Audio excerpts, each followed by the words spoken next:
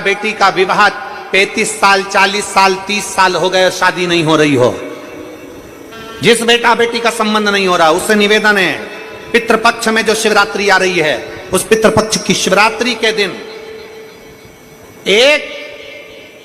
एक बूंद घी, गौमाता का घृत, गाय के दूध से बना हुआ, गौमाता का गाय के दूध से बना हुआ घी एक उंगली में जरा सा लगाकर जिस लड़का लड़की का विवाह नहीं हो रहा हो वो लेकर जाए, शंकर के शिवलिंग पर उसका लेपन करे और उसी उंगली को अशोक सुंदरी वाली जगह पर पीवरी के नाम से, पितृपक्ष में सुखदेव जी महाराज की धर्म पत्नी पीवरी के नाम से अगर अशोक सुंदरी वाली जगह पर लगाकर एक लोटा जल भगवान शंकर को समर्पित कर दे तो उसका विवाह होता ही है।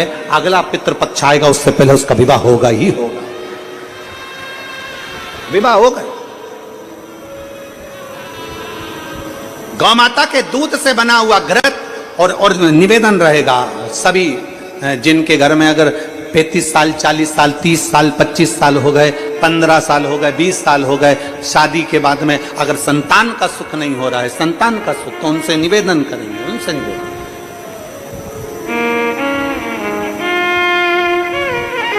प्रयास करो श्राद्ध पक्ष में भगवान शंकर को थोड़ा सा शिवरात्रि के दिन घृत, गाय के दूध से बना हुआ घी, गाय के दूध से,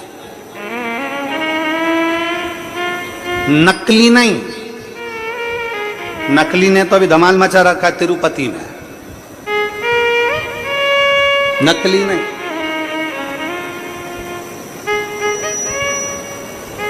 कल हमने कथा में कहा था, आप लोगों के स्मरण में है, कल कथा में कहा था जरूरी नहीं कि 5 लीटर दूध भगवान को चढ़ाया जाए, जरूरी नहीं कि 10 लीटर दूध भगवान को चढ़ाया जाए, जरूरी नहीं कि ढेर सारी सामग्री भगवान को चलाई जाए। शंकर भगवान की कथा कहती है अगर एक बूंद, एक चम्मच भी अगर आप दूध दे रहे हो, असली दीजिए, गौ माता का दीजिए।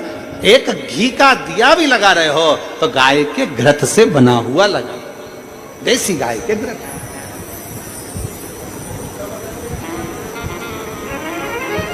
थोड़ा सा भी दो पर भगवान को शुद्ध दो, थोड़ा सा, अशुद्ध नहीं चाहिए भगवान। प्रेमवश भगवान को। अब पीवरी ने मांगा तो निवेदन अगर बन सके, जिनके घर में संतान का सुख नहीं है, अगर ये शिवरात्रि जो आ रही है श्राद्ध पक्ष की, श्राद्ध पक्ष की शिवरात्रि मतलब पितृ और महादेव दोनों का वर हमको प्राप्त होता है। मान लो घर में पितृदोष हो गया, आहुत दोष हो गया, वासुक दोष हो गया, काल सर्प दोष हो गया, सारे दोष तुम्हारे पास में, कोई ने कह दिया मंगल हो गया, कोई ने कह दिया शनि चढ़ गया, कोई ने कह दिया बुध चढ़ गया, कोई ने कह दिया गुरु चढ़ गया, कुछ भी चढ़ जाए, तुम महादेव के पास जाइए। संतान का अगर सुख नहीं है तो बाबा देवादिदेव महादेव को घृत का लेपन कर कर, उसी घृत का थोड़ा सा पान घर पर आकर दोनों पति पत्नी उसी घृत को लाकर उसका पान करो, घृत का लेपन करो, बाबा को जल चढ़ाओ। अगर लेपन नहीं कर सकते तो थोड़ा सा चढ़ाकर भी अगर लेकर आओगे और वो घृत का पान अगर करा है तो संतान का सुख होता ही है। पर ये केवल जो बताया जा रहा है ये पितृपक्ष के अंदर जो शिवरात्रि पड़ती है उसी में किया जाएगा, बाकी के समय नहीं किया जाएगा, केवल पितृपक्ष की, पितृपक्ष के अंदर। जो बेटा कंपटीशन एग्जाम में बैठ रहा है, जो बेटा कहीं ना कहीं इंटरव्यू देने जा रहा है, उससे निवेदन है पढ़ने वाले बेटे से कि अपनी मेहनत को 4 गुना बढ़ा ले, अपनी मेहनत को 4 गुना बढ़ा, खूब पढ़ो, खूब अध्ययन करो। और जब इस पितृपक्ष की शिवरात्रि आ रही है तो पितृपक्ष की शिवरात्रि पर एक बेलपत्र पर हमेशा आप लोगों को कहा कि आप कभी भी परीक्षा देने जाना तो बेलपत्री की मध्य पत्ती पर शहद लगाना। पर अगर पितृपक्ष चल रहा है और पितृपक्ष की शिवरात्रि है तो मध्य पत्ती पर थोड़ा सा गौमाता का घृत, गाय का घी उस बीच वाली पत्ती पर लगाकर बाबा देवादिदेव महादेव को इस डंडी का मुख उत्तर की ओर, डंडी का मुख कहां पर हो, जम के बोलो जरा, उत्तर की ओर। उत्तर जानते हो मतलब जहां शंकर जी का पानी बहकर जाता है, उत्तर की ओर डंडी का मुख हो। अगर डंडी का मुख उत्तर की ओर रखा है और घृत लगा हुआ, आपने यह पितृपक्ष की शिवरात्रि पर अगर समर्पित किया है तो यह निश्चित है अगली शिवरात्रि जब आएगी पितृपक्ष की, तो आपका पत्र उससे पहले इस व्यासपीठ पर जरूर मिलेगा, निश्चित।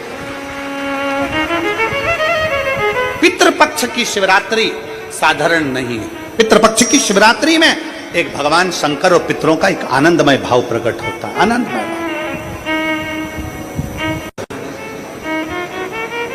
जितने लोग आस्था चैनल पर सुन रहे हैं, फेसबुक यूट्यूब पर सुन रहे हैं, चावल हाथ में लेकर सुन रहे हैं, जो लोग पितरों का चित्र फोटो लेकर सुन रहे हैं, बड़े भाव से सुनिए, बड़े भाव से।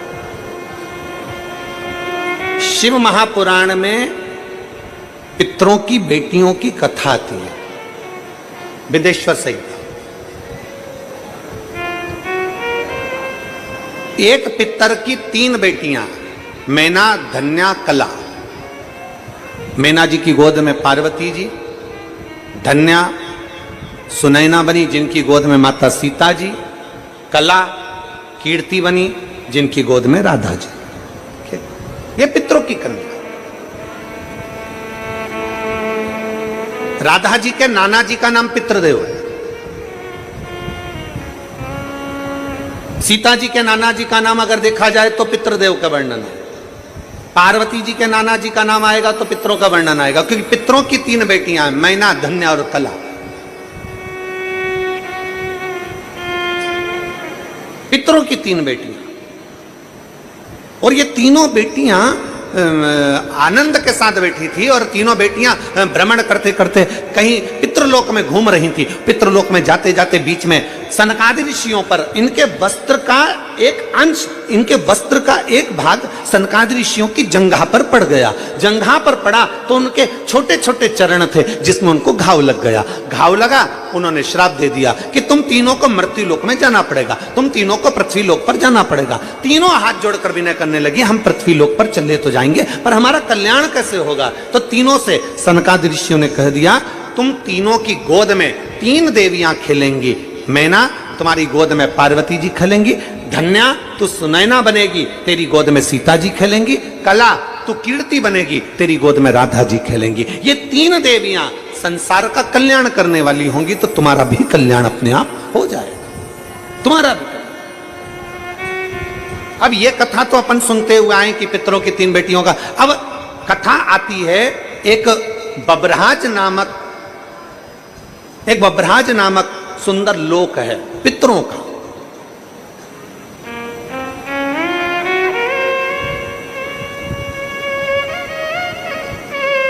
बब्रहाज नामक एक सुंदर पितृलोक है, बड़ा सुंदर पितृलोक है, जहां पर पितरों के स्वामी आर्यमा अपने एक मित्र, अपने एक भाई के साथ में विराजमान।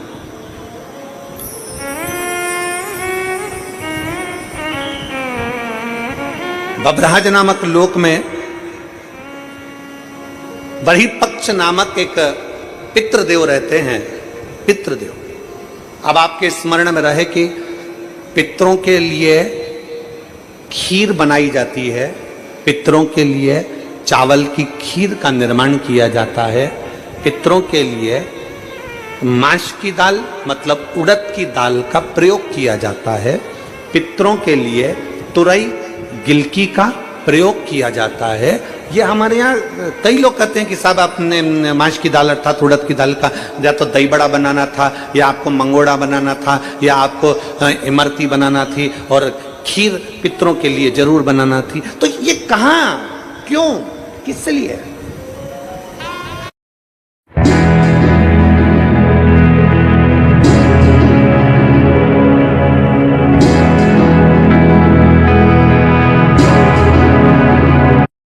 थी, तो ये कहां, क्यों, किस लिए, किस लिए?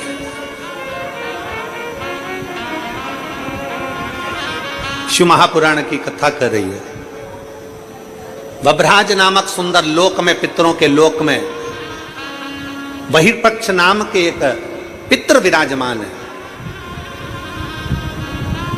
ये बहिर्पक्ष पहले पितृ नहीं थे, पर ये भगवान शंकर की भक्ति में इतने तल्लीन रहते थे कि भगवान शंकर इन पर प्रसन्न हो गए। इन्होंने अपने जीवन काल में हर महीने जो शिवरात्रि आती है, ऐसी कोई शिवरात्रि नहीं छोड़ी जिस शिवरात्रि पर शंकर का अनुष्ठान ना किया, अर्थात शिव का अभिषेक ना किया, शंकर भगवान की भक्ति ना करी।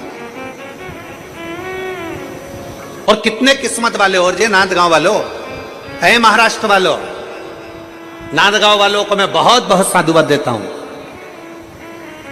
कि आप जिस कथा को श्रवण कर रहे हो पितृपक्ष में, इसी पितृपक्ष के अंतर्गत की सबसे प्रतिष्ठित नदी हो, सबसे प्रबल नदी हो, मांग तुझे क्या चाहिए, मांग ले तुझे क्या चाहिए, बोल तुझे क्या दिया है। समुद्र ने मना कर दिया, समुद्र कहता है मुझे कुछ नहीं चाहिए। अरे मांग समुद्र, तुझे क्या चाहिए। नदी को अहम था, नदी को अहंकार था, नदी को अभिमत्ता थी, नदी को अभिमान था। मांग ले तुझे क्या दिया, क्या दूं मैं तुझको, क्या प्रदान करूं मैं तुझको। समुद्र ने फिर मना कर दिया, नदी मेरे में रतन है, माणिक है, मोती है, सोना है, चांदी है, हीरा है, पन्ना है। समुद्र कहता है मेरे पास रतन भरा पड़ा है, माणिक भरी पड़ी, औषधि भरी पड़ी, सब कुछ मुझ में है। मुझे नदी तुझसे कुछ नहीं चाहिए, तुझसे कुछ नहीं चाहिए।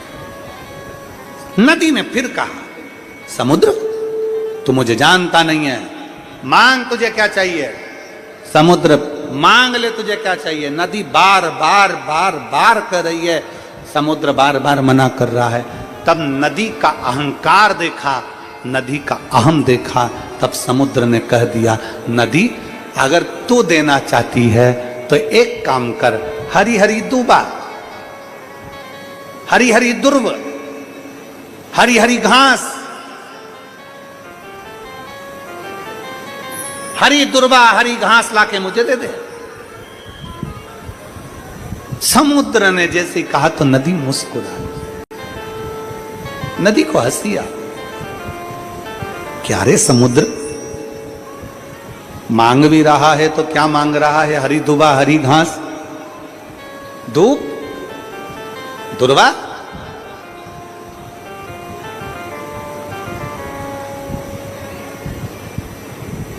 ए नदी, नदी बोल रही है समुद्र कुछ और मांग ले तुझे चाहिए। समुद्र कहता नहीं नहीं, मुझे तो हरी दुर्वा चाहिए, हरी घास चाहिए, केवल दूब ला कर दे दे, मुझे और कुछ नहीं चाहिए। नदी ने कहा मैं अभी लेकर आती हूं। नदी ने अपनी लहर फेंकी दुर्वा को उखाड़ने के लिए। छोटी छोटी दुर्वा लगी हुई थी। नदी अपना पानी का वेग फेंकती है, अपना अहम फेंकती है, पर वो दुर्वा टूट नहीं पाती। नदी ने फिर पानी का वेग फेंका, दुर्वा टूटी नहीं, घास टूटी नहीं। आखिरी में नदी हार गई और नदी हार कर समुद्र के पास पहुंची और समुद्र से कहा, समुद्र मैं दुर्वा नहीं ला सकी, मैं हरी हरी घास नहीं ला सकी, मुझे क्षमा कर दे। समुद्र ने कहा, नदी मैं जानता था कि तू दुर्वा नहीं ला सकती। क्यों नहीं ला सकती? क्योंकि उसका एक कारण है।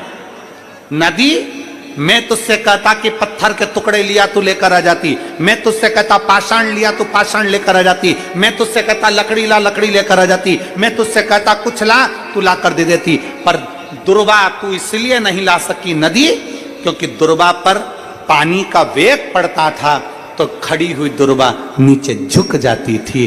जो दुनिया में झुकना जानता है, किसी की सामर्थ्यता नहीं कि कोई उखाड़ कर फेंक दे। कौन फेंके? आगे बढ़ाकर शंकर के शिवलिंग पर जल चढ़ाओगे, जब अपना हाथ आगे बढ़ा दोगे, जब अपना हाथ शंकर को पकड़ा दोगे, एक लोटा जल के बहाने ये हमारा हाथ शंकर के ऊपर जाता है, तो ऊपर नहीं जाता। मेरे ओघड़दानी जल चढ़ते से ही अपने शिव भक्त का हाथ पकड़ लेते हैं और उसे कहीं गिरने नहीं देते, उसे कहीं गिरने नहीं देते। भजन या एक लाइन कीर्तन की बोली जाती है, वो लाइन आप भी गुनगुनाओ तो कभी शंकर के मंदिर में खड़े होगे तो बाबा के मंदिर में भी आपको वो लाइन का स्मरण होगा कि अंत समय प्रभु। जितने बैठे हो सब गाइए। वचन दिया तो निभाना पड़ेगा, आए ना आए प्रभु कुटुंब कबीला, अंत समय प्रभु आना पड़ेगा। पक्ष में इसी पितृपक्ष के अंतर्गत 30 तारीख को मासिक शिवरात्रि इस पितृपक्ष की पड़ेगी और आप और हम सब कथा के रसतत्व में बैठे। कितने किस्मत वाले भाग्यशाली, ये आपके भाग्य की सराहना है। आप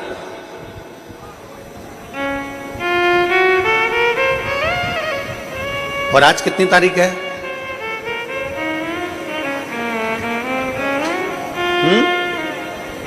27।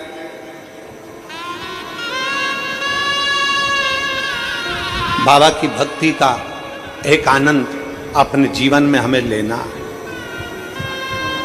अपने